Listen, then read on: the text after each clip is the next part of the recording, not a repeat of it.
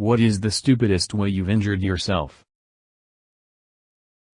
Threw a grape in the air to catch it in my mouth. It fell on the floor and I bent down to pick it up and smashed my face into the windowsill. Had a very similar one myself. Got up in class to sharpen my pencil. Dropped said pencil and bent down to pick it up. On the way back up, banged my head on the door hinge. I was embarrassed, but thought I was fine, so I went back to my seat. Cue the aide for my classmate with cerebral palsy screaming and pointing at me. Turns out the hinge cut my head a little bit and there was blood running down one side of my face. It honestly wasn't that bad, just bleeding a good bit, but I got to go home for the day, so that was cool. My little boy, 4 years old, will fairly regularly stand in front of the toilet, lift the seat, then pull his trousers down. As he pulls them down to his ankles he smashes his head into the rim of the toilet. You'd think this would be a one-time deal, but apparently when he gets up for a wee in the morning he's not fully awake. Reading the beginning of the sentence made me wonder, how could a grape hurt you? It fell into your eye, maybe? The end of the sentence got an actual laugh out of me. Nice one. But it will never be able to match the origin story of how one of my friends earned the nickname Tarzan. When we were roughly 7 years old he was obsessed with Tarzan. One day while playing outside he found a really long stick that kind of looked like the vine Tarzan swung on. He took it home. Undressed to his underwear. He climbed a wardrobe in his room, roughly 6 feet tall, put the stick between his legs and did the whole bang the chest and make Tarzan noise. Then he jumped. His goal was to land on the bed, which was not too far, that's what he thought, and I'm sure he thought it would be awesome cause he got a few of us gathered to watch it. The end result was as follows. He missed the bed. Banged his head on his side of the headboard, and due to how he landed me of the ends of the stick, which turns out was pretty sharp, tore his ballsack wide open. Luckily the ambulance came quick and he got to keep his testicles, but as the doctor said, it are as lucky as you are dumb. I had this friend in high school who was sitting at a desk during class. He sneezed super hard and flung his head forward so dramatically that he hit his face in the desktop. The teacher had to stop the class because she couldn't stop laughing. A friend of mine was doing a really enthusiastic rendition of I'm a Little Teapot, and when she got to the tip me over and pour me out part, well, she tipped herself over and blood poured out because she whacked her head on the edge of the kitchen counter. Edit. And no, she was not a child when this happened. Showering at a hotel in a small stall with a slippery tile floor. Bent over to wash my feet, my butt hit the tap handle. I slipped, put my hands out to save myself and violently slammed the glass shower door open. I bashed my forehead and bridge of nose on the tile floor, had a major nosebleed and a giant goose egg on my forehead. I don't have bangs to cover that up. I thought I had escaped without the black eyes I expected after bashing my nose, but 2 days later I woke up with deep purple swollen eyelids. Luckily I had packed my seldom used makeup to cover the worst of it, and I wore a hat in the daytime. I'm still shocked the shower door didn't shatter when it hit the wall. It was the second day of a 10-day vacation. I was lucky. It could have been much worse and we could have been dealing with a vacation-ending injury while in a foreign country. My husband was in the bathroom shaving when it happened and went straight to concussion protocol. Meanwhile I was overly concerned about the amount of blood I was getting on the very white bath mat. I took baths instead of showers the next few days. I have a MN entry. Was living in MN, and as those of us who are lucky enough to have done so know, the snowbanks on city streets and sidewalks become permanent geographical features over the months and months when the temperature never gets above freezing, oftentimes up to a couple feet high. Well, I was walking home from work one day, and stepping off a snowbank on my way home, hesitated for a moment and came down funny. Rolled my foot and broke the outermost bone. It didn't hurt that bad, and anyway it was New Year's Eve and I really wanted to go out. So I went out to a party and danced the night away. Alcohol and marijuana are quite effective painkillers. Stabbed myself in the leg with a piece of metal. It was really thin and tapered at the tip, so when you swung it you would hear this really cool whoosh sound. I swung down way too hard and it went right into my shin. Bad times. Nearly did the same thing using a Nautilus leg lift machine in college. I thought the pin was firmly lodged in the weights. It wasn't. The leg rack portion swung straight up in the air, and came down on my shin. To this day, I don't know how I managed not to scream, or how I didn't break a bone. It gashed the skin badly enough that it took weeks to heal, and wrecked my pride for a bit. I stabbed myself in the eye with tweezers while plucking my eyebrows. That was June 12, 2019. The eye still hurts every morning and tears. I went to an ophthalmologist about this a while ago.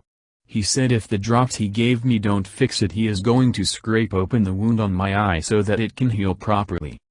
I was fooling around with a butterfly knife. I used to be really good, then all my knives were stolen, and it opted out of my hand on an upswing. I stupidly tried to catch it and it stuck into my hand about 1/8 of an inch for about a half second, right at the pisiform.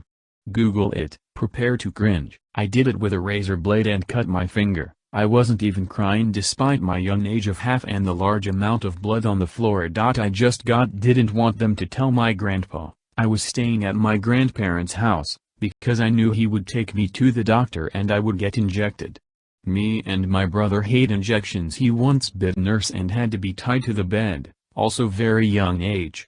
Anyway, conclusion is I had to get a tetanus shot in my butt. I was running near my house and tripped onto a Coke can that someone had not only just left on the ground, but twisted so that it had split open along the side. It split open my shin. I was very young, so don't remember number of stitches.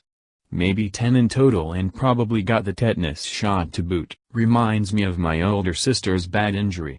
It was spring, and she was hacking the ice on our driveway with our grandpa. She had to use a potato fork.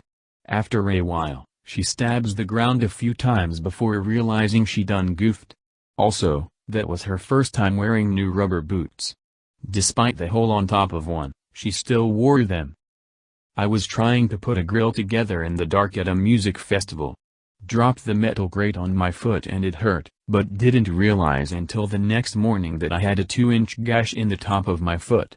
Got stitches at the medical tent. When I was 14 I also jumped down off my second-floor balcony at my dad's house and broke my leg. Very similar story. As a teenager I was obsessed with knives. Loved collecting them and doing tricks with them. I wasn't good at tricks, however. One time I was messing around with a cheap knockoff butterfly knife, you know, the crazy swinging they do with them, and I suddenly dropped it directly into my leg.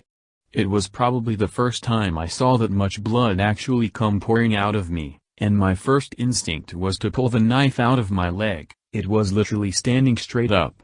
I then hobbled to my parents' room and all we had were some butterfly bandages. Ironic now that I think about it. That was a wild night. Forgot to mention I did this all at like 1 in the morning, so needless to say my parents were full of comments like you're a dumbass. Still have the scar to this day though. Yikes. Not me, but a babysitter when I was about 6. She was watching me and my 1-year-old brother, and went snooping in my dad's stuff. He was military, in a job that stood alerts often, and he kept a gas mask and such in a go bag at home. This 16-year-old screwed around and injected herself with an atropine auto-injector in the hand. Her screams alerted me. I called the club my parents were at and told them. They called an ambulance. The sitter was almost unconscious when they took her away as my parents got home. I still remember the weird color she turned. No joke, I did the exact same thing. I was 7 at the time and a clear idiot. My sister had just gotten new EpiPens, and I was messing around with one in the bathroom when I clicked some button and next thing I knew, I had a needle sticking into and out of my finger. My first reaction was, oh, that's how those work. My second reaction, immediately after was, shoot, I'm bleeding all over the floor. I threw away the EpiPen, sorry sis, and used a towel to clean up the blood. Never told anyone even though I know for a fact I wasn't home alone at the time. There's a saying in medicine, fingers, toes, penis, nose never use a You're lucky the needle went through, you could have lost your thumb. It causes your blood vessels to constrict and small appendages can lose blood flow and you get dead tissue. Bartender here.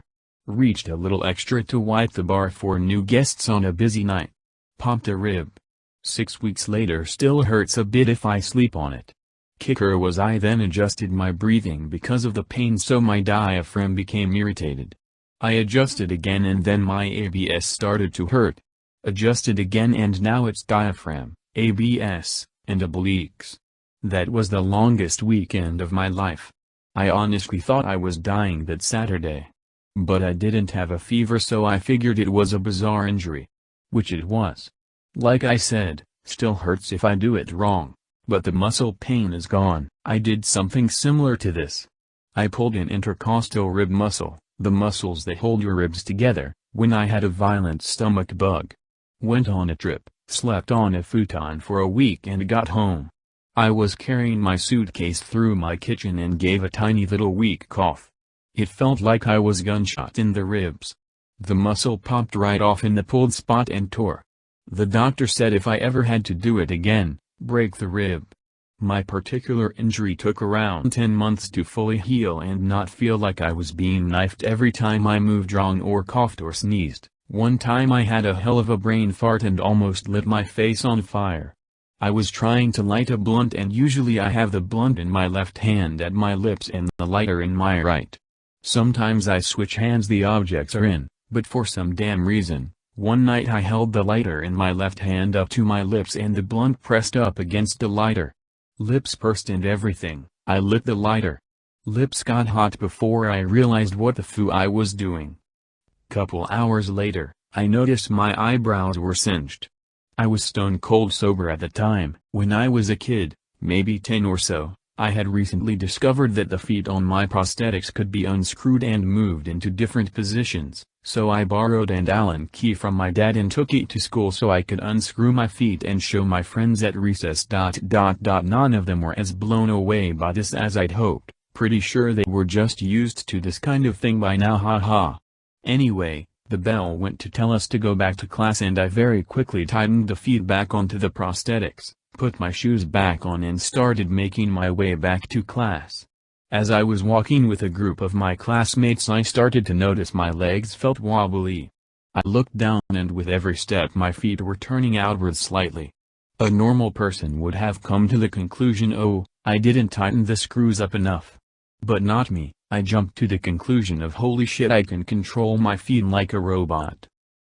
My excitement quickly turned to dread when I realized I don't know how to control feet. Been an amputee since I was a baby, and they kept turning until one was pointing sideways.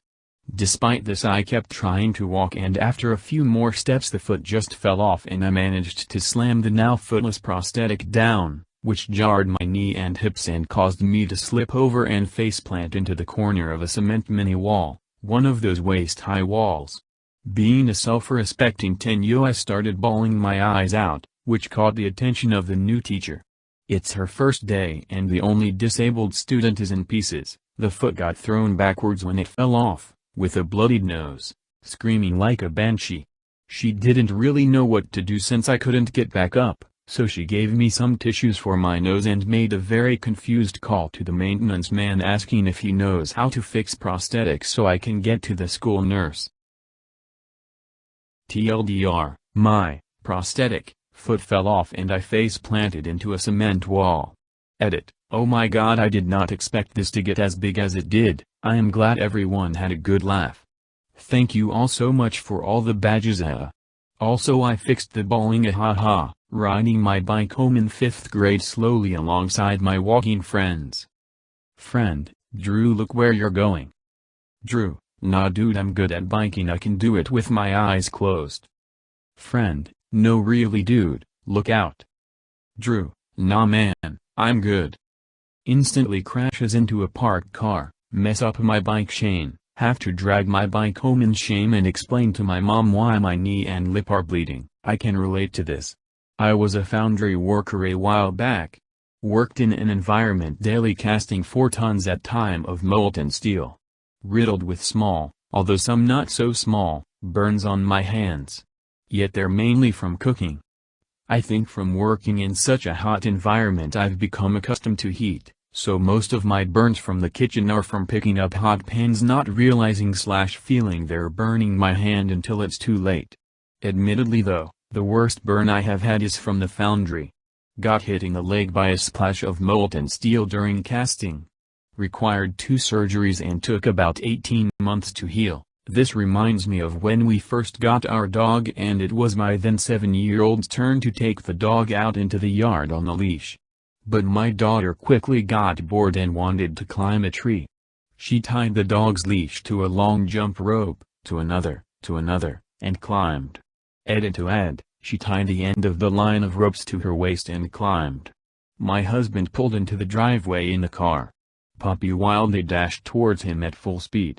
Kid flew out of the top of the tree, landed halfway across the yard and was dragged the rest of the way. Puppy never broke stride. I don't know if this is the stupidest way I injured myself ever, but this is kinda funny and it happened today. I was looking at AskReddit and there was a guy who said he had a naked pic on his user page. So I was walking down the stairs from my apartment. And I clicked on the guy's profile and I wasn't prepared for the sheer ridiculousness of the guy's pic. Lol. I missed a step and fell flat on my ass and down about 7 or 8 stairs, but the worst part is an old lady saw me fall and picked up my phone. The naked pizza guy's still on it and she went to speak and didn't say anything and silently handed me my phone. I can never look at her again ever. This is the comment where the guy said it, bending over to pick up a paper bag. A completely empty paper grocery store bag. It was standing upright, not even laying on the floor. I barely had to even bend down to pick it up. Somehow this triggered a cosmic alignment between 2 vertebrae and nerve cluster because suddenly I fell to the floor in crippling pain, could not get my back straight and had to crawl to the living room so I could lay on the carpeted floor and try to stretch it out. I ended up fed up like this for days and had to have physical therapy to slowly work out the pinched nerve. I was basically walking like Quasimodo for a couple weeks. People would assume I was in an accident or lifting some boulder like Hercules or saving a child pinned under a car. But nope. I was undone by an empty paper bag. Edit. Thanks very much for the silver and prayers lol. Ugh. A few days ago I spent the day rearranging furniture in my house on my own while my husband was at work. I'm 5 feet 4 inches, female, and already have a prosthetic hip, so not the best idea to start with. I managed to move a ton of stuff without injuring myself. Once I'd finished, I sat down with a cuppa, and my 3-year-old came to ask me to get a toy that was trapped under the TV stand. It wasn't in an awkward place, I just had to get on my knees to get it out. Somehow, that was when my knee decided to give in. I spent the next week or so limping around trying not to do anything to aggravate it, including cooking 2 3-course meals for friends that we had planned weeks previously. Yay no. Not fun. Something like this happened to me once. I was out trying to fix a hole in a panel fence one of my mom's miniature horses kept sneaking through. Well, I find a spot and start putting in staples so it'll hold, and I drop a staple cause I'm clumsy like that. So I reach down to grab it and I audibly hear pop and almost fall over, nearly unable to move at all. I somehow got over the fence and back onto my 4-wheeler and spent the following week in bed moving as little as possible. I have no idea what I popped, but it felt like I'd been stabbed in the back. Even breathing hurt so much that I'd wake up in the middle of the night because I'd take too deep of a breath. Wow, so many options. Most recent. Working under my truck on a slight slope while on a creeper.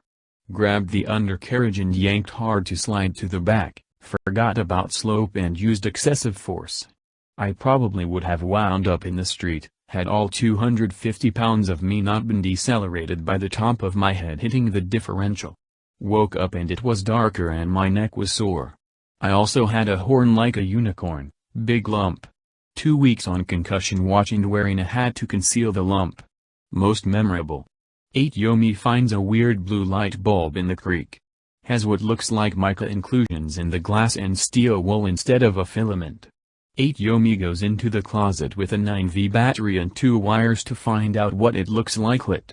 I hold it between index and middle finger and apply the wires, eureka. Like a flash I realize. It's a flash bulb.